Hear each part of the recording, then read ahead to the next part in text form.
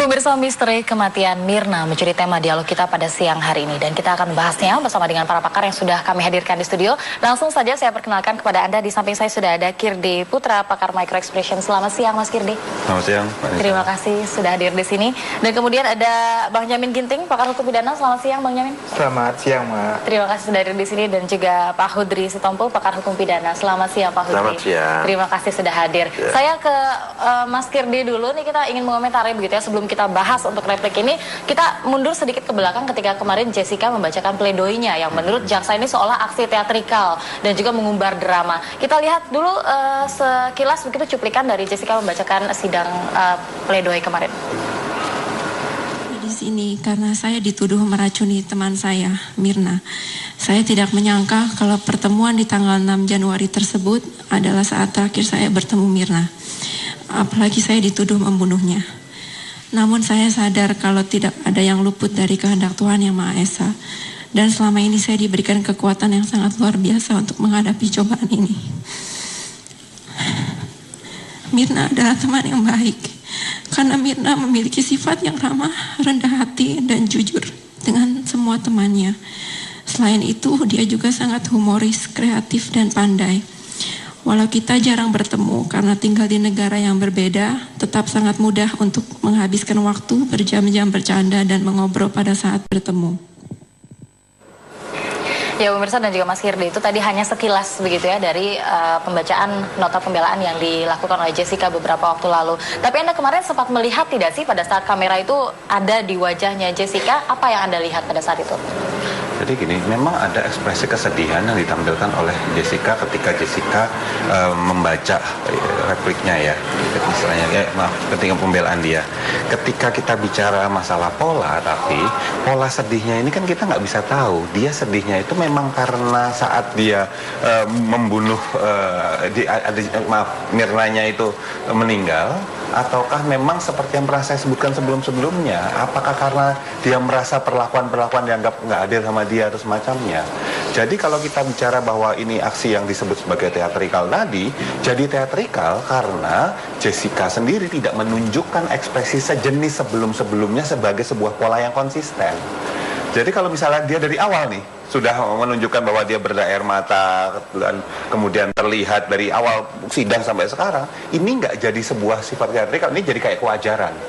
Itu yang saya lihat sebetulnya, sesederhana itu. Baik, itu sesederhana itu gitu ya. Tapi kalau kemarin begitu kita lihat, Anda sebagai pakar micro expression begitu dari pembicaraan kita sebelumnya, bahkan untuk nafas saja ini bisa begitu ya, untuk diukur seseorang ini sebenarnya benar-benar sedih atau tidak. Tadi kita lihat sempat begitu Jessica untuk menghela nafas dan juga sampai menarik tangisan begitu, sampai untuk seolah menahan dan berusaha tegar. Apakah Anda memang melihat seperti itu? Kalau kita bicara micro ekspresi ya, kita bicara mengenai ekspresi yang valid. Kita bicara sesuatu hal yang sifatnya nonverbal, yang durasinya itu sangat cepat dan terlihat refleks spontan. Nah, kalau kita bicara menarik nafas, itu saya juga bisa bikin-bikin. Saya nggak bilang siapapun dalam hal ini bikin-bikin, tetapi itu sudah jadi kemudian hal yang jadi susah untuk kita bilang bahwa JPU salah, bahwa ini aksi teatrikal. Jadinya istilahnya kalau kita mau melihat benar apa tidak, sekali lagi saya selalu bilang, lihat pola. Jangan cuma secuplik satu peristiwa dan kemudian kita merasa bahwa oh ini orang benar-benar sedih, oh ini orang nggak benar-benar sedih. Enggak. Lihat pola sebelum-sebelumnya. Apakah terjadi hal seperti itu atau tidak sebelumnya? Polanya konsisten atau tidak? Iya, ya? Inkongruensi atau ketidakkonsistenan terhadap sebuah pola, itu kita bisa ngambil sebuah kesimpulan sementara bahwa orang ini nih sebetulnya made up story nggak sih, membuat-buat apa nggak sih? Tentu saja nggak kita label langsung dia buat-buat. Tetapi yang pertanyaan berikutnya adalah, dia sebetulnya menangis karena apa? Karena memang tanda petik perlakuannya kah selama di sini? Apa karena memang kehilangan sahabat kah? Atau memang disuruhkah misalnya? Kita nggak tahu. Baik. Ya. Nah ini sebelum kita bahas begitu ya dari sisi hukum mengenai replik kemarin begitu, kita terlebih dahulu pemirsa harus jeda dulu. Speak Up Plus masih akan kembali untuk Anda usai jeda. Pemirsa, Anda kembali lagi di Speak After Lunch. Kita masih membahas misteri kematian Mirna. Saya saat ini akan bertanya begitu ya ke Bang Jamin. Ini terkait dengan replik kemarin. Menurut Anda replik yang dibacakan jaksa penuntut umum kemarin adalah replik yang biasanya dilakukan, atau ini ada sedikit berbeda nih dengan replik-replik pada persidangan pada umumnya? Iya, kalau kita lihat kasus dari awal sebenarnya ini kasusnya sudah berbeda. Konsumsi publiknya cukup tinggi, Dan kita lihat memang kalau permasalahan replik itu seharusnya kan replik yang dibahas adalah pledoi. Jadi apa yang pledoi itu mau dibantah, nggak benar, ada yang setuju, ada yang tidak setuju, begitu ya. Nah, kelihatan juga memang sudah disampaikan kan dalam replik ada beberapa hal yang menurut jaksa penuntut umum tidak sependapat dengan pembelaan yang dilakukan oleh penasihat hukum Pak Otto Hasibuan ini, begitu. Nah, salah satunya mengenai theoretical tadi itu ya. Saya sudah yakin benar pada umumnya setiap terdakwa yang melakukan pembelaan atas pembelaan dirinya, karena pembelaan itu ada dua, satu yang dibuat oleh penasihat hukum secara dari sisi hukumnya, satu pembelaan yang dibuat oleh terdakwa sendiri. Biasanya terdakwa dalam melakukan pembelaan itu dia mengungkit rasa simpati hakim, karena dalam putusan itu kan nanti ada keyakinan, sehingga dalam simpati itu dia nggak yakin kalau memang dia pelakunya, jadi larinya nanti arahnya ke sana. Nah, dia menggugah itu ya wajar, saya kira tidak ada yang salah. Cuma permasalahannya tadi sudah disebutkan juga bahwasanya dari awal dia nggak mempunyai karakteristik sebagai orang yang cengeng gitu, yang suka nangis gitu, tiba-tiba dia suka nangis. Nah, dalam meyakinkan itu tentu dibutuhkan suatu gaya bicara dan lain segala macam. Nah, kalau replik yang berikutnya mengenai tadi Pak Otto Hasibuan kan bilang dia tidak bicara tentang patologi, dia tidak bicara tentang apa yang disampaikan, tidak pernah membantah. Justru kalau tidak pernah membantah itu kan suatu hal yang positif buat penasihat hukum gitu, nggak perlu dipermasalahkan itu. Jadi kalau replik tidak mempermasalahkan pembelaan patologi, pembelaan tentang sebab kematian, justru itu suatu nomenklatur yang menguntungkan bagi penasihat hukum. Jadi nggak dianggap benar karena tidak pernah dibantahkan, begitu kan konteksnya. Apakah serta-merta seperti itu ketika memang tidak membantah dalam replik ini seolah kemarin otot pembelaannya itu benar? Karena kalau dia merasa tidak benar apa yang dilakukan dalam pembelaan, harusnya dia punya argumentasi lain. Maka saya bilang, sekarang peran daripada jaksa penuntut umum dalam melakukan pendakwaan dan suatu tuntutan, dia sudah ada jalan cerita kan? Jalan cerita yang mengatakan bahwa memang dia mengakui tidak ada direct witnesses ya, saksi yang langsung melihat adanya suatu perbuatan tindak pidana. Tapi dia lebih banyak pakai scientific evidence, yang paling banyak menggunakan ahli dan bukti-bukti keterangan-keterangan ahli. Nah, kasus seperti ini sudah biasa, artinya setiap suatu kejadian tindak pidana dimungkinkan untuk tidak ditemukan adanya saksi yang melihat langsung. Nah, kalau tidak ada berarti tidak ada orang dipidana, enggak juga kan, begitu kan. Suatu perbuatan pidana walaupun tidak ada saksi yang melihat secara langsung, tapi harus ada orang yang bertanggung jawab karena ini ada perbuatan pidana.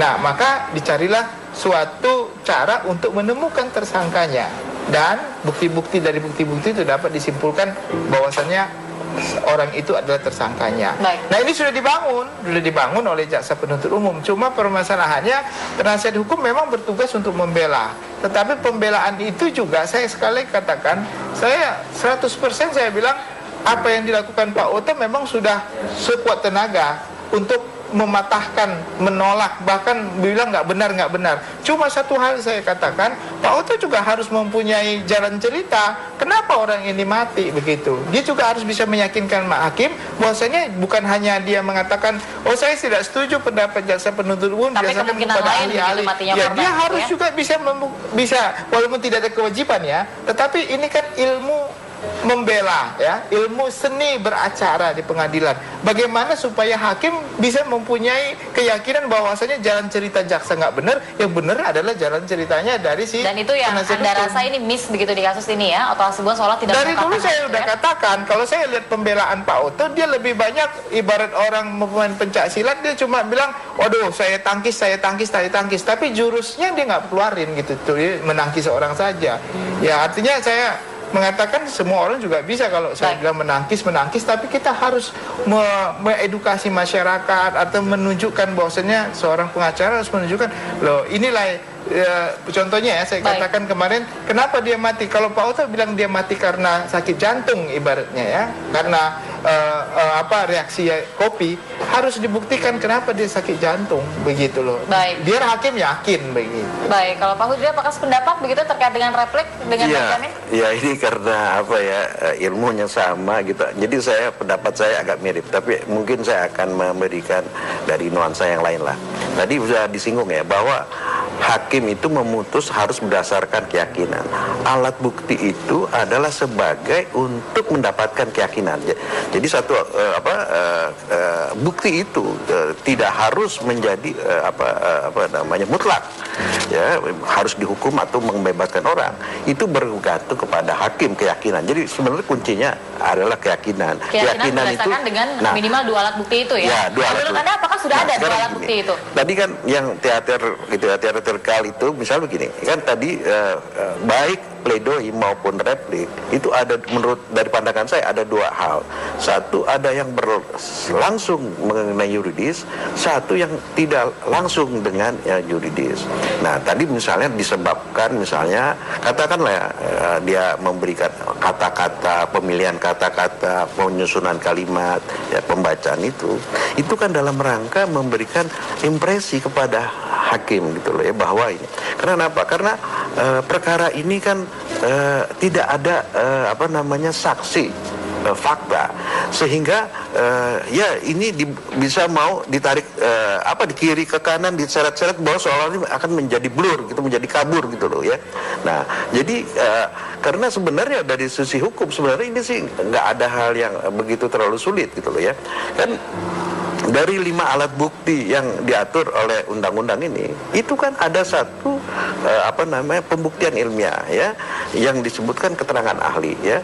Kalau dari 4 yang lain itu ya, katakan surat itu juga relatif lah ya. Misalnya keterangan saksi, keterangan terdakwa maupun petunjuk ya, itu kan katakan misalnya sifatnya adalah mungkin subjektif dan relatif, tetapi ada yang absolut dan objektif. Baik, yaitu apa? Absolut dan objektif kira-kira apa? Pemirsa, kita harus jeda dulu. Kita akan masih kembali usai iNews terkini berikut ini. Pemirsa, itu salah satu kutipan begitu ya dari pembacaan replik kemarin. Lagi-lagi ini terkait dengan aksi teatrikal yang diduga dilakukan oleh Jessica dan juga kuasa hukumnya tanpa bertujuan untuk mengungkap suatu kebenaran material. Kita sambung lagi pertanyaan sebelumnya di segmen sebelumnya, Pak Hudri. Ini tadi katanya ada kebenaran yang seharusnya atau bukti yang seharusnya absolut dan meyakinkan. Ya. Ini seperti apa? Ya, itu kan begini.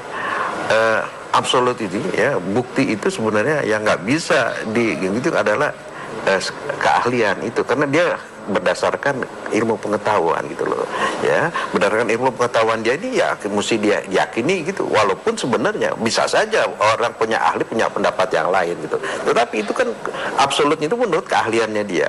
Kalau misalnya seorang saksi, kan saksi bisa juga berbohong, bisa ini, atau misalnya saksi itu juga karena udah kejadiannya lupa dan mungkin waktu suatu peristiwa itu dia juga tidak fokus terhadap ini, dia cuma selintas saja, sehingga dia kan juga tidak tidak pasti kejadian itu. Tapi kalau ilmu pengetahuan, misalnya ilmu pengetahuan itu udah pasti. Misalnya contoh begini, dalam peristiwa ini ada seseorang sehat ya, tidak ada masalah kesehatan apapun, minum kopi terus meninggal. Ya kan, orang sudah lihat bahwa nggak ada yang membantah ada korbannya itu minum. Sekarang kan diperiksa orang yang minum kopi ini sebabnya apa gitu loh. Katakan misalnya kopi ini tidak beracun, ya mesti dibuktikan gitu loh. Kalau misalnya ini ada racun kan udah jelas, nggak usah dibilang mestinya ya. Autopsi itu menurut KUHP itu kan tidak wajib ya.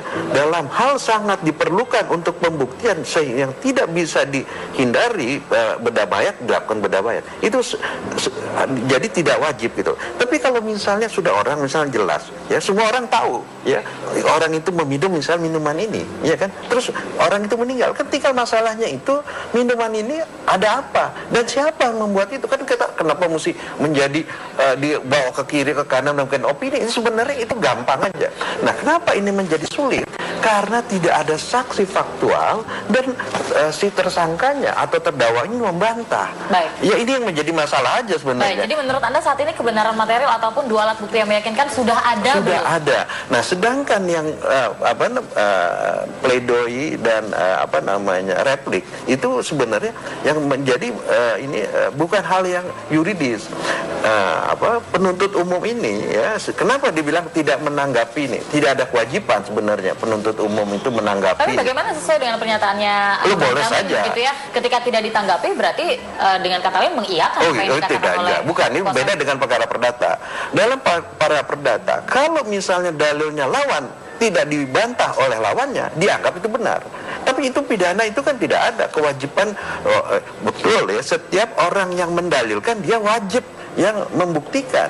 Jadi yang sebenarnya kewajiban, misal katakanlah jaksa ini kan dia menuduh, mendakwa, ya kan dia membuktikan itu. Nah sekarang penasihat hukum membuat dalil, ya dia yang harus buktikan itu. Beda dengan perkara perdata lagi. Perkara perdata saya katakan, apabila fakta-fakta yang disampaikan argumentasi lawan tidak dibantah, maka dianggap fakta itu dia akan benar. Nah, ini salah satu hal gitu ya, tadi menyebutkan dalil ketika JPU sudah mengungkapkan dalil seperti dakwaan, di dalam dakwaan ini juga tertera begitu motif yang dicantumkan dalam dakwaan, maka itu harus dibuktikan. Tapi walaupun kita tahu bahwa motif sebenarnya dalam pembunuhan berencana tidak harus dibuktikan, tapi bagaimana ketika itu sudah menjadi dalil, sudah ditulis di dakwaan, apa harus dibuktikan? Nah begini, apa yang disampaikan keterangan saksi itu, keterangan saksi mempunyai nilai bukti yuridis apabila yang disampaikan di muka persidangan. Nah, kita tahu waktu penuntut itu membuat surat dakwaan itu, dia hanya membuat berdasarkan keterangan saksi yang ada di BAP. Jadi keterangan di dalam saksi yang BAP, penuntut umum itu mempunyai fiksi atau mempunyai pandangan bahwa ini motifnya adalah ini. Tetapi ternyata di dalam keterangan di persidangan gitu, lain dengan ini. Ya dia nggak apa-apa dong. Jadi tidak masalah. Tidak masalah harus usaha untuk diungkap dalam persidangan ternyata tidak terungkap. Ini mengenai mengenai motifnya. Tapi kalau misalnya pasal yang dirubah ini jadi masalah, ya apalagi misalnya ada satu perkara hakim ini memutus yang tidak didakwakan oleh penuntut umum karena terbukti di persidangan bukan ini. Nah itu menjadi perdebatan. Kalau misalnya dakwaan yang tidak menyebutkan, hakim itu boleh nggak katakan misalnya ini bukan pembunuhan berencana tetapi pembunuhan biasa misalnya, apa boleh nggak, apakah harus dibebaskan? Ini cuma masih perdebatan karena ada beberapa satu perkara hakim itu memutus bukan berdasarkan surat dakwaan karena dia memutus apa yang terjadi di muka di persidangan. Jadi kita lihat begitu ya, kira-kira apa nanti di sidang putusan begitu atau vonis, kira-kira apa yang ditangkap oleh hakim pada saat persidangan, karena kita juga masih belum mengetahui begitu. Tapi untuk lebih jelasnya terkait dengan sidang replik kemarin, kita masih akan membahasnya usai jeda terkait dengan tidak hanya ekspresi dari Jessica yang terlihat, tapi juga ekspresi lainnya seperti jaksa penuntut umum dan juga kuasa hukum begitu. Kita tahu Otto Hasibuan ini memiliki smiling face, tersenyum terus. Tapi apakah memang senyuman itu benar-benar senyuman kebahagiaan atau senyuman seperti apa? Kita akan tanya ke Mas Kirdi usai jeda. Pemirsa, Anda masih bersama kami di Speak After Lunch. Kita langsung ke Mas Kirdi selaku pakar micro expression begitu ya. Kalau kita lihat Jessica sering terseduh pada saat membacakan nota pembelaan dan juga kemarin keterangan terdakwa begitu. Tapi yang selalu tersenyum ini adalah Otto Hasibuan. Seperti kemarin walaupun pledoi dibacakan, Otto Hasibuan ini tetap sumringah begitu menanggapinya. Tanggapan Anda? Ya, sebetulnya nggak cuma Jessica, kita juga tersenyum gitu ya sini.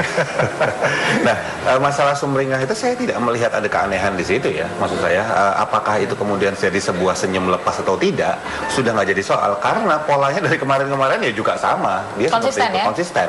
Apakah itu senyum bahwa merasa unggul menang? Saya tidak melihat itu. Saya tidak. Kalau kita bicara senyum yang senyum bahagia, spontaneously, itu kan tadinya dalam kondisi biasa, kemudian seseorang tersenyum dan ada ditarik beberapa, ada kelihatan di bagian atas pipi, tarikan di samping bibir dan samping mata sebelah sini.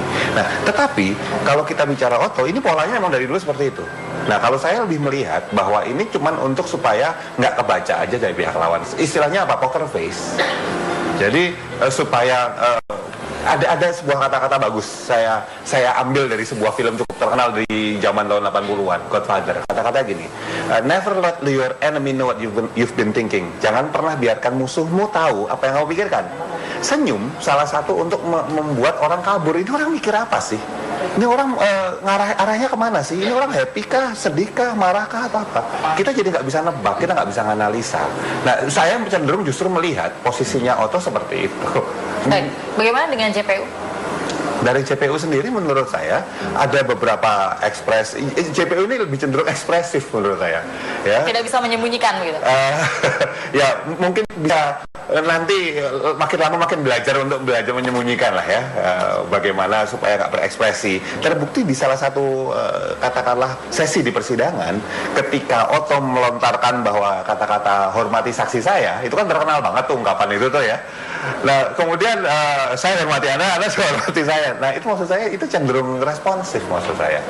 Kita nggak bicara siapa yang benar siapa yang salah. Ya, apa dari sisi hukum segala macam ini rekan-rekan kita Bapak ini lebih mengerti pasti. Tetapi kalau dari sisi mengenai pengendalian emosi, sekali lagi JPU perlu untuk belajar seperti Pak Otto sebetulnya nih. Ya, kalem aja.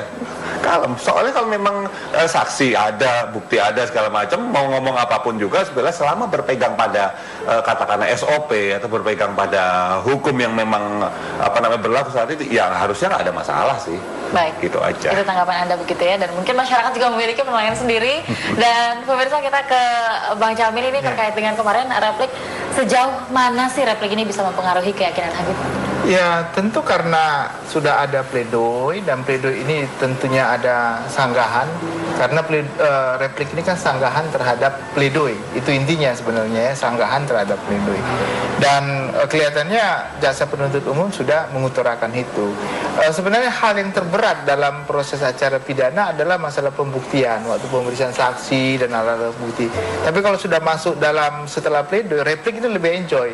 Artinya replik ini dia lebih mengarahkan kepada bagaimana supaya hakim bisa menerima sanggahan-sanggahan itu dari sisi juridis dan dari sisi psikologis ya. Jadi menggugah keyakinan hakim, menggugah keyakinan dia. Jadi dua hal ini, makanya kalau kita lihat dua sisi tadi, secara juridis mengutarakan hal-hal yang membantah, secara psikologis dia menerangkan bagaimana simpati.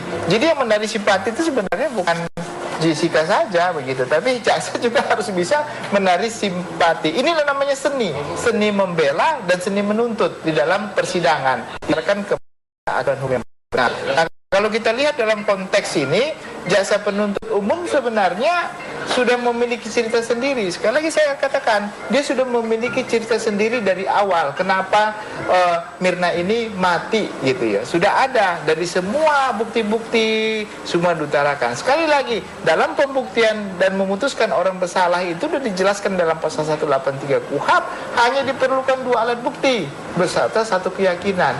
Jadi ini standar minimum kalau kita mau. Kalau tadi menurut Pak Hudri gitu ya, sudah ada ya 2 alat bukti yang meyakinkan. Kalau Anda? Ya, kalau saya lihat, saya nggak berani menebak-nebak ya, tapi dalam konteks perjalanan persidangan yang sudah berjalan, ini adalah tindak pidana yang tidak ada saksinya, kan begitu. Nah, kalau tidak ada saksi yang, maksud saya tidak ada saksi yang melihat secara langsung adanya perbuatan tindak pidana itu dilakukan, kan begitu kan. Tidak sesederhana contohnya orang membunuh langsung ada menyaksikan pembunuhan terjadi. Tetapi pembunuhan melalui racun yang dilakukan oleh orang yang tidak ketahuan siapa yang melakukan. Tapi kan tadi ada circumstances evidence yang mengatakan bahwasanya ada keterkaitan, persesuaian. Ya, ada keterkaitan antara satu saksi dengan saksi lain, ada keterkaitan antara satu alat bukti dengan alat bukti lain. Walaupun tidak ada orang yang melihat secara directly perbuatan terjadi, tetapi kalau ada persesuaian antara satu keterangan ahli dengan alat bukti lain, ada satu surat dengan alat bukti lain, sehingga terbangunlah suatu cerita yang mengarah kepada suatu orang tertentu yang dia yang paling mendekati melakukan suatu perbuatan pidana berdasarkan bukti itu. Ya, pilihannya enggak, ya bukan pilihan ya, berdasarkan alat bukti itu, maka orang itulah ditetapkan menjadi terdakwa dan diputuskan bersalah. Begitu. Baik, kita akan melihat begitu ya tanggapan terkait dengan replik kemarin. Apakah nanti tim kuasa hukum juga akan menyertakan begitu banyaknya lembaran halaman begitu dalam duplik besok? Kita akan bahasnya saat lagi. Pemirsa, kembali lagi di Speak After Lunch dan tepatnya di segmen terakhir begitu ya. Saya ke Pak Hudri dulu nih. Kira-kira apa nih yang akan kita mengira-ngira saja begitu ya Pak Hudri ya, apa yang akan dimanfaatkan oleh tim kuasa hukum terkait dengan replik kemarin untuk duplik mendatang? Saya kira akan membalas itu ya, membalas replik. Ya, menurut undang-undang itu kan cuman dibilang ada tuntutan dan pembelaan pembelaan mestinya ya. Tetapi di dalam praktek itu diberi kesempatan masing-masing untuk menanggapi, apakah melengkapi dan klarifikasi. Tetapi kan kita lihat bahwa kemarin repliknya jaksa itu dia bukan lagi klarifikasi itu, tapi sudah membuat suatu serangan terhadap yang ini gitu ya. Yang menurut dugaan saya nanti penuntut umum juga akan menunjukkan ini. Ya bisa saja ini ya, kalau misalnya tadi kita lihat pilihan kata-katanya penuntut umum ini bisa jadi saya nggak bisa, menurut saya bisa saya membayangkan nanti penasihat hukum itu juga mengeluarkan kata-kata yang akan menyerangnya kayak gitu. Mungkin ada lagi drama lain lagi gitu loh, yang seperti yang kayak ini gitu loh. Jadi ini, nah tapi kan yang supaya masyarakat ini tahu, kita jangan terlalu larut dengan masalah yang non yuridis gitu. Kita sekarang bicara dengan yuridisnya aja gitu. Ada orang mati minum kopi, nah siapa ininya? Apakah dia minum kopi itu sebabnya apa? Orang itu mati dan siapa pelakunya? Udah itu aja, jangan kita melakukan yang lain. Dibuat simpel begitu ya? Nah iya gitu aja sebenarnya membuat itu loh. Tetapi ini karena menjadi perhatian masyarakat, kemudian beberapa stasiun TV live gitu ya, sehingga ini seperti telenovela gitu, orang berjilid-jilid ya, seperti nonton Agatha Christie gitu loh. Ya ini orang pengen tahu endingnya ini apa gitu. Baik, singkat saja begitu dari Bang Jamin. Enggak, saya justru melihat memang kalau dari perbuatan pidana yang dilakukan tanpa ada saksi secara langsung melihat, ya sekarang scientific evidence sudah bicara, circumstances evidence sudah membuktikan, sementara sulit untuk dibantahkan ya, karena yang dibantahkan saya lihat pengacaranya juga berdiri sendiri, tidak ada keterkaitan. Saya kira sangat berat lah bagi seorang hakim dengan keyakinannya untuk tidak menghukum jika kalau saya lihat konteks seperti ini. Even itu dibilang lebih ke arah menghukum berarti. Kelihatannya begitu. Maka saya katakan waktu sebelum dituntut saya bilang ini tuntutannya 20 tahun. Hukumannya pasti 15 tahun. Ya, tidak mungkin lebih kurang dari 15 tahun. Dan itu kelihatannya memang sudah pasti akan terjadi kalau berdasarkan pengamatan saya dari bukti-bukti yang ada. Ini luar biasa sekali, Bang Jamin sudah bisa memprediksi begitu ya dari segi angka. Saya setuju sama itu. Setuju juga, Pak Putri ya. Nanti ujung-ujungnya kalau memang ini dia jalankan itu antara 8 sampai 10 tahun. Baik. Terus keluar. Kalau dari Mas Kirdi gitu, apa sih kira-kira kita sebagai masyarakat ataupun penonton ataupun mungkin akan memberikan saran begitu bagi JPU, hakim dan juga tim kuasa hukum terkait dengan ekspresi ini? Nah, kalau saya cuma melihat bahwa ini hiburan yang sangat menarik, itu satu. Gitu ya, karena memang ini sama-sama dengan seperti sebuah sinetron tapi live dan ini kenyataan hidup, itu satu. Kedua, ini saya setuju dengan kata-kata Bang Jamin tadi bahwa sebetulnya kalau kita fokus saja pada konten nih, pada isi materinya bahwa ini adalah pembuktian, saksi-saksi dan lain sebagainya, kita melihat aja sebetulnya bahwa drama-drama teatrikal itu bisa disingkirkan dan sebetulnya substansinya apa sih? Yang ketiga, yang terakhir adalah sebetulnya masyarakat ini lagi diuji. Sebetulnya masyarakat disuruh self introspeksi sih sebetulnya, bahwa bisa nggak melihat itu sebagai sesuatu yang sebagai sebuah besarnya, gambaran besar. Jangan cuma seceplik-ceplik. Oh kasihan ya nangis di sini. Oh jangan-jangan nggak bersalah. Tapi lihat pola besarnya. Itu aja sih sebetulnya. Baik, terima kasih sekali Mas Kirdi, Bang Jamin Ginting dan juga Pak Hudri atas waktu yang sudah hadir di sini. Pemirsa, itu tadi perbincangan kita mengenai sidang replik begitu yang digelar kemarin, dan kita akan menunggu jawaban dari tim kuasa hukum terhadap sidang replik tersebut di sidang duplik yang rencananya akan digelar pada hari Kamis mendatang. Anda yang bisa menyimpulkan begitu ya dari pembicaraan kita pada hari ini, lagi-lagi kita bijak dalam menilai sesuatu. Dan pemirsa, demikian Speak After Lunch. Saksikan terus Speak After Lunch setiap hari Senin sampai Jumat pukul 12.30 hingga 13 waktu Indonesia Barat hanya di News TV, inspiring and informative. Saya Yulfir Desa, narasumber saya dan teman-teman saya yang bertugas pamit undur diri. Selamat siang, selamat kembali beraktivitas dan sampai jumpa.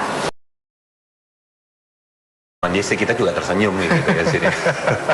Nah, masalah sumringah itu saya tidak melihat ada keanehan di situ ya. Maksud saya, apakah itu kemudian jadi sebuah senyum lepas atau tidak, sudah nggak jadi soal. Karena polanya dari kemarin-kemarin ya juga sama. Dia konsisten, seperti itu, ya? konsisten. Apakah itu senyum bahwa merasa unggul menang? Saya tidak melihat itu. Saya tidak. Kalau kita bicara senyum yang senyum bahagia, spontaneously, itu kan tadinya dalam kondisi biasa, kemudian seseorang tersenyum dan ada ditarik beberapa, ada kelihatan di bagian atas pipi, tarikan di samping bibir dan samping mata sebelah sini. Nah, tetapi kalau kita bicara Otto, ini polanya memang dari dulu seperti itu. Nah, kalau saya lebih melihat bahwa ini cuman untuk supaya nggak kebaca aja dari pihak lawan. Istilahnya apa? Poker face. Jadi supaya ada sebuah kata-kata bagus saya ambil dari sebuah film cukup terkenal di zaman tahun 80-an, Godfather. Kata-kata gini, never let your enemy know what you've been thinking. Jangan pernah biarkan musuhmu tahu apa yang kamu pikirkan. Senyum salah satu untuk membuat orang kabur. Ini orang mikir apa sih? Ini orang arahnya kemana sih? Ini orang happy kah, sedih kah, marah kah, atau apa? Kita jadi nggak bisa nebak, kita nggak bisa analisa.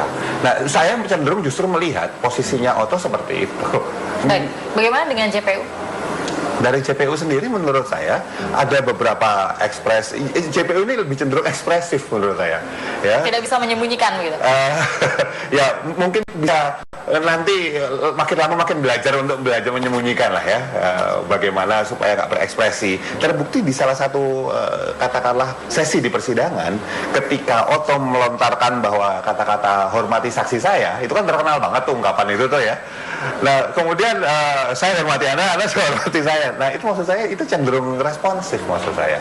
Kita nggak bicara siapa yang benar siapa yang salah, ya apa dari sisi hukum segala macam ini rekan-rekan kita bapak ini lebih mengerti pasti. Tetapi kalau dari sisi mengenai pengendalian emosi, sekali lagi JPU perlu untuk belajar seperti Pak Otto sebetulnya nih.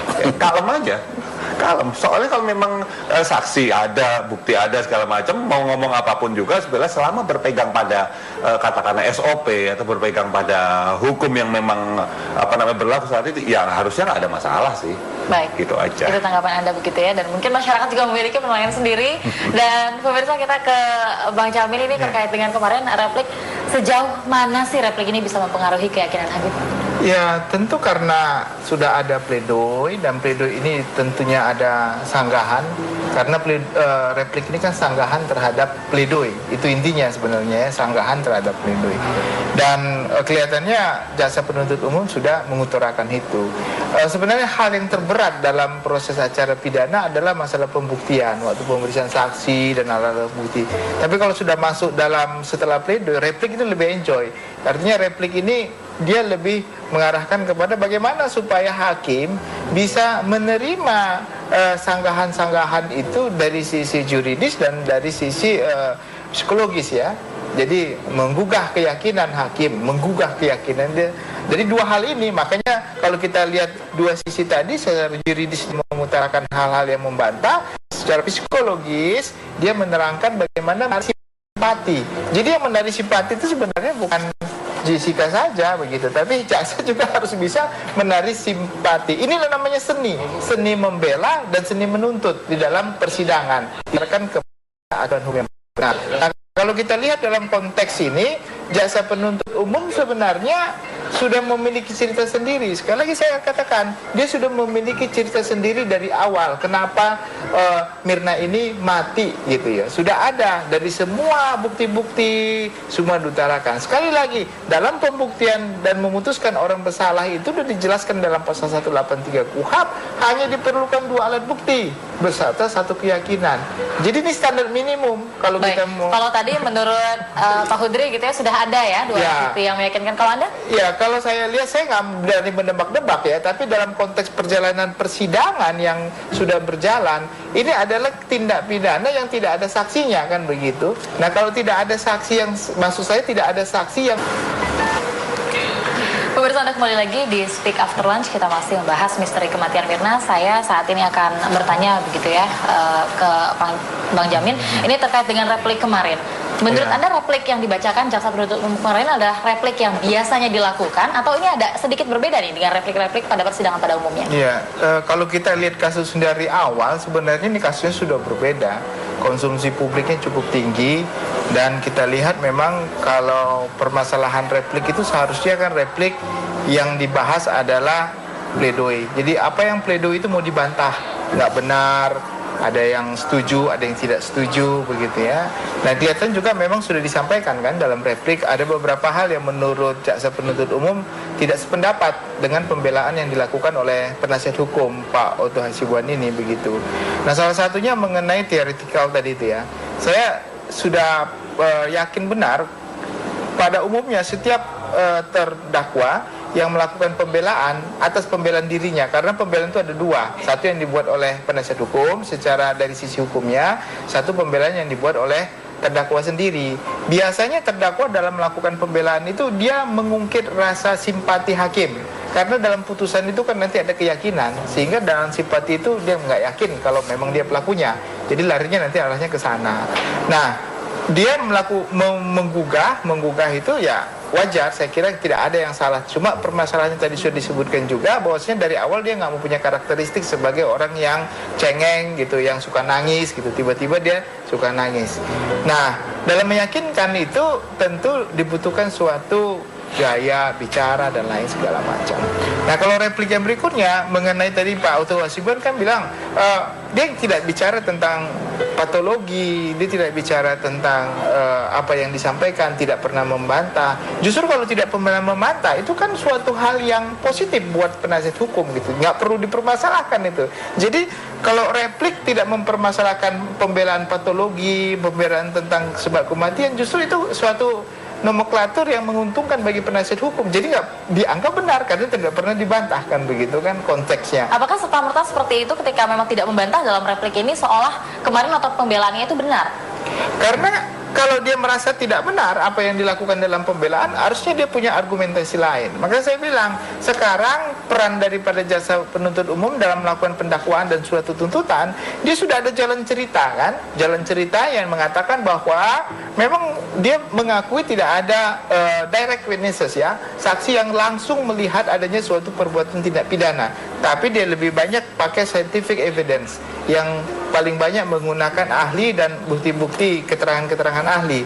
Nah, kasus seperti ini sudah biasa, artinya setiap suatu kejadian tindak pidana dimungkinkan untuk tidak ditemukan adanya saksi yang melihat langsung. Nah, kalau tidak ada berarti tidak ada orang dipidana, enggak juga kan, begitu kan.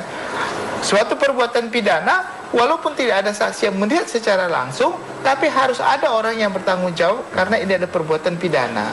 Nah, maka dicarilah suatu cara untuk menemukan tersangkanya, dan bukti-bukti dari bukti-bukti itu dapat disimpulkan bahwasannya orang itu adalah tersangkanya. Baik. Nah, ini sudah dibangun oleh jaksa penuntut umum. Cuma permasalahannya penasihat hukum memang bertugas untuk membela. Tetapi pembelaan itu juga saya sekali katakan, saya 100% saya bilang apa yang dilakukan Pak Oto memang sudah sekuat tenaga untuk mematahkan, menolak, bahkan bilang nggak benar. Cuma satu hal saya katakan, Pak Oto juga harus mempunyai jalan cerita kenapa orang ini mati begitu. Dia juga harus bisa meyakinkan Hakim bahwasanya bukan hanya dia mengatakan, oh saya tidak setuju pendapat jaksa penuntut umum, tapi berdasarkan kemungkinan kepada lain ahli-ahli. begitu matinya Ya, korban, dia gitu harus ya. juga bisa walaupun tidak ada kewajiban ya, tetapi ini kan ilmu membela ya, ilmu seni beracara di pengadilan. Bagaimana supaya hakim bisa mempunyai keyakinan bahwasanya jalan cerita jaksa nggak benar, yang benar adalah jalan ceritanya dari si. Dan itu yang penasihat Anda hukum. rasa ini miss begitu di kasus ini ya, atau sebuah seolah tidak Dari dulu mengungkapkan saya itu, udah ya? katakan, kalau saya lihat pembelaan Pak Oto, dia lebih banyak ibarat orang Perlukan untuk pembuktian yang tidak bisa dihindari, bedah bayat dilakukan bedah bayat. Itu jadi tidak wajib gitu. Tapi kalau misalnya sudah orang misalnya jelas ya, semua orang tahu ya, orang itu meminum misal minuman ini ya kan, terus orang itu meninggal, ketika masalahnya itu minuman ini ada apa dan siapa yang membuat itu, kan kita kenapa mesti menjadi dibawa ke kiri ke kanan dan opini. Ini sebenarnya itu gampang aja. Nah, kenapa ini menjadi sulit? Karena tidak ada saksi faktual dan si tersangkanya atau terdakwa ini membantah. Baik. Ya, ini yang menjadi masalah aja Baik, sebenarnya. jadi menurut Anda saat ini kebenaran material ataupun dua alat bukti yang meyakinkan sudah ada Sudah belum? ada. Nah, sedangkan yang pledoi dan replik itu sebenarnya yang menjadi ini bukan hal yang yuridis. Penuntut umum ini ya, kenapa dibilang tidak menanggapi ini? Tidak ada kewajiban sebenarnya penuntut umum itu menanggapi. Tapi bagaimana sesuai dengan pernyataannya Lu Ahmad boleh Yamin, saja. gitu ya? Ketika tidak ditanggapi berarti dengan kata lain mengiyakan apa yang dikatakan tidak, oleh bukan, ini kuasa beda hukum. dengan perkara perdata. Dalam perkara perdata, kalau misalnya dalilnya lawan tidak dibantah oleh lawannya, dianggap itu benar. Tapi itu pidana itu kan tidak ada kewajiban, betul ya, setiap orang yang mendalilkan dia wajib yang membuktikan. Jadi yang sebenarnya kewajiban, misalnya katakanlah jaksa ini kan dia menuduh, mendakwa. ya kan dia membuktikan itu. Nah sekarang penasihat hukum membuat dalil, ya dia yang harus buktikan itu. Beda dengan perkara perdata lagi. Perkara perdata saya katakan, apabila fakta-fakta yang disampaikan argumentasi lawan tidak dibantah, maka dianggap fakta itu dia akan benar. Nah, ini salah satu hal gitu ya, tadi menyebutkan dalil ketika JPU sudah mengungkapkan dalil seperti dakwaan, di dalam dakwaan ini juga tertera begitu motif yang dicantumkan dalam dakwaan, maka itu harus dibuktikan. Tapi walaupun kita tahu bahwa motif sebenarnya dalam pembunuhan berencana tidak harus dibuktikan, tapi bagaimana ketika itu sudah menjadi dalil, sudah ditulis di dakwaan, apa harus dibuktikan? Nah begini, apa yang disampaikan keterangan saksi itu, keterangan saksi mempunyai nilai bukti yuridis apabila yang disampaikan di muka persidangan. Nah, kita tahu waktu penuntut itu membuat surat dakwaan itu, dia hanya membuat berdasarkan keterangan saksi yang ada di BAP. Jadi keterangan di dalam saksi yang BAP, penuntut umum itu mempunyai fiksi atau mempunyai pandangan bahwa ini motifnya adalah ini. Tetapi ternyata di dalam keterangan di persidangan gitu, lain dengan ini. Ya dia nggak apa-apa dong. Jadi tidak masalah. Tidak masalah, harus usaha untuk diungkap dalam persidangan ternyata tidak terungkap. Ini mengenai ininya ya, mengenai motifnya. Tapi kalau misalnya pasal yang dirubah ini jadi masalah ya, apalagi misalnya ada satu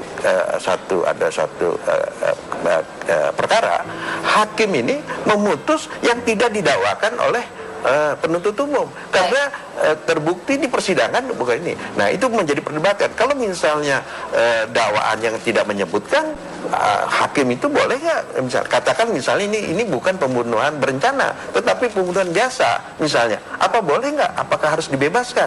Ini cuma masih perdebatan karena ada beberapa satu perkara hakim itu memutus bukan berdasarkan surat dakwaan karena dia memutus apa yang terjadi di muka di persidangan. Jadi kita lihat begitu ya, kira-kira apa nanti di sidang putusan begitu atau vonis, kira-kira apa yang ditangkap oleh hakim pada saat persidangan, karena kita juga masih belum mengetahui begitu. Tapi untuk lebih jelasnya terkait dengan sidang replik kemarin, kita masih akan membahasnya usai jeda terkait dengan tidak hanya ekspresi dari Jessica yang terlihat, tapi juga ekspresi lainnya seperti jaksa penuntut umum dan juga kuasa hukum begitu. Kita tahu Otto Hasibuan ini memiliki smiling face, tersenyum terus. Tapi apakah memang senyuman itu benar-benar senyuman kebahagiaan atau senyuman seperti apa? Kita akan tanya ke Mas Kirdi usai jeda. Pemirsa, Anda masih bersama kami di Speak After Lunch. Kita langsung ke Mas Kirdi selaku pakar micro expression begitu ya. Kalau kita lihat Jessica sering terseduh pada saat membacakan nota pembelaan dan juga kemarin keterangan terdakwa begitu. Tapi yang selalu tersenyum ini adalah Otto Hasibuan. Seperti kemarin walaupun pledoi dibacakan, Otto Hasibuan ini tetap sumringah begitu menanggapinya. Tanggapan Anda? Ya, sebetulnya nggak cuma. Pemirsa, misteri kematian Mirna menjadi tema dialog kita pada siang hari ini, dan kita akan membahasnya bersama dengan para pakar yang sudah kami hadirkan di studio. Langsung saja saya perkenalkan kepada Anda, di samping saya sudah ada Kirdi Putra, pakar micro expression. Selamat siang Mas Kirdi. Selamat siang.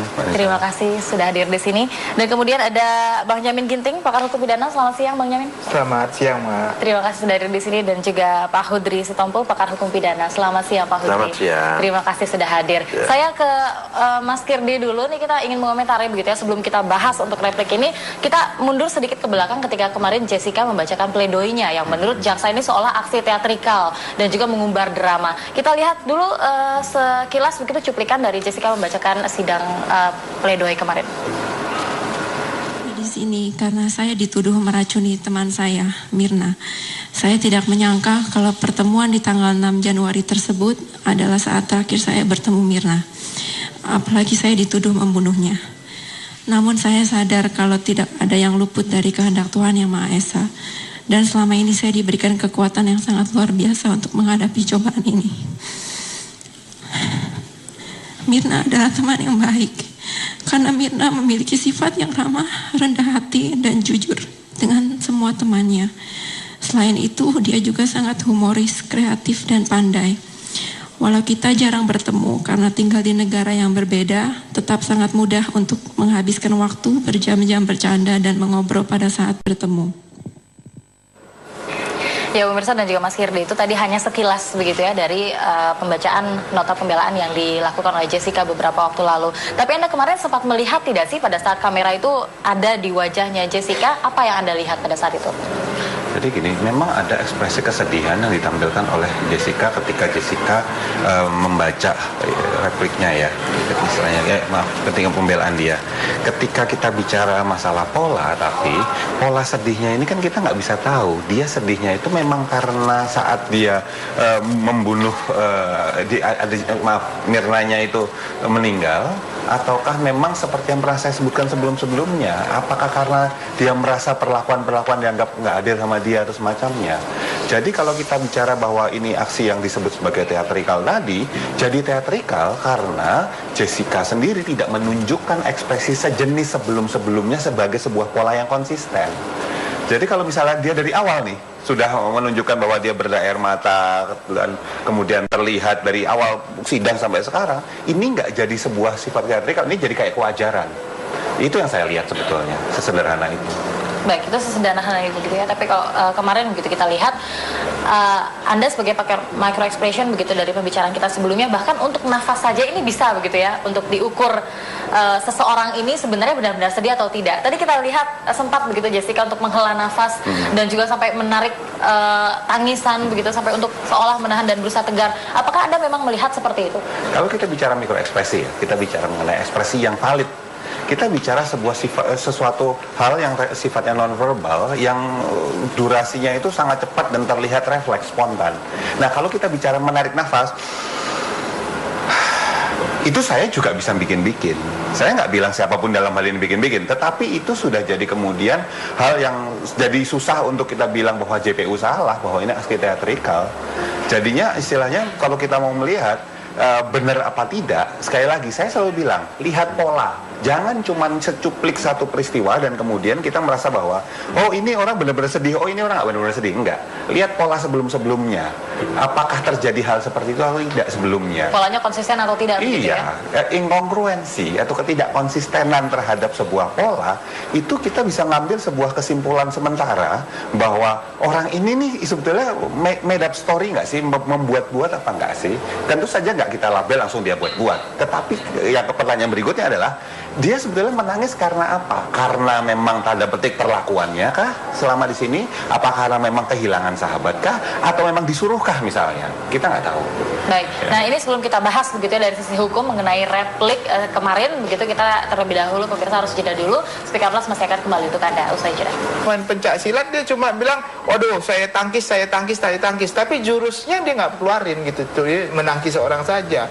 Ya artinya saya mengatakan semua orang juga bisa kalau saya bilang menangkis, tapi kita harus mengedukasi masyarakat atau menunjukkan bahwasanya seorang pengacara harus menunjukkan, loh inilah contohnya ya, saya katakan kemarin, kenapa dia mati? Kalau Pak Oto bilang dia mati karena sakit jantung ibaratnya ya, karena reaksi kopi, harus dibuktikan kenapa dia sakit jantung begitu loh. Baik. Biar hakim yakin begitu. Baik, kalau Pak Hudri apakah sependapat begitu terkait dengan replik dengan Pak Jamin? Ya ini karena ilmunya sama gitu. Jadi pendapat saya agak mirip, tapi mungkin saya akan memberikan dari nuansa yang lain lah.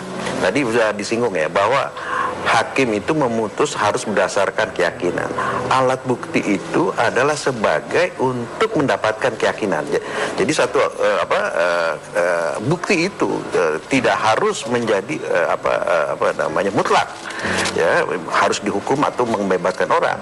Itu bergantung kepada hakim keyakinan. Jadi sebenarnya kuncinya adalah keyakinan. Keyakinan itu dengan minimal 2 alat bukti itu ya. Ya, 2 alat menurut Anda apakah sudah ada 2 alat bukti itu? Tadi kan yang teatrikal itu misal begini, kan tadi baik pledoi maupun replik itu ada, menurut dari pandangan saya ada 2 hal.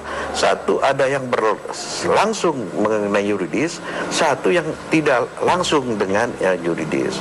Nah tadi misalnya disebabkan misalnya katakanlah dia memberikan kata-kata, pemilihan kata-kata, penyusunan kalimat, ya pembacaan itu kan dalam rangka memberikan impresi kepada hakim gitu loh ya, bahwa ini. Karena apa? Karena perkara ini kan tidak ada saksi fakta, sehingga ini bisa mau ditarik di kiri ke kanan, diseret-seret bahwa seolah ini akan menjadi blur gitu, menjadi kabur gitu loh ya. Nah jadi karena sebenarnya dari sisi hukum sebenarnya ini sih nggak ada hal yang begitu terlalu sulit gitu loh ya. Kan dari 5 alat bukti yang diatur oleh undang-undang ini, itu kan ada satu pembuktian ilmiah ya, yang disebutkan keterangan ahli ya.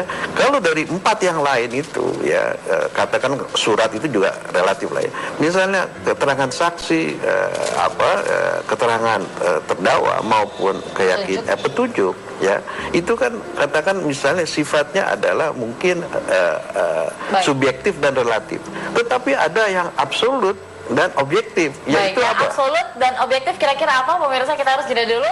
Kita akan masih kembali usai iNews terkini berikut ini. Pemirsa, itu salah satu kutipan begitu ya dari pembacaan replik kemarin.